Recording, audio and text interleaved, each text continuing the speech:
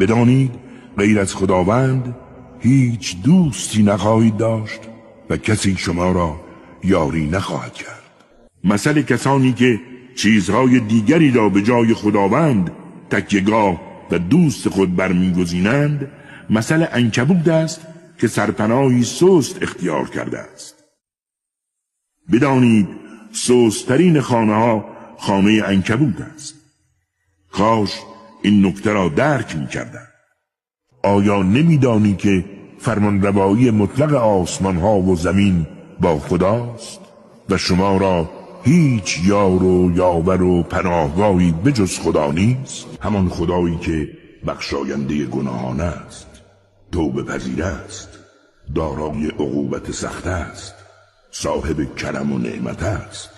هیچ معبودی جز او نیست و سرنوشت همه به سوی او ختم می شود.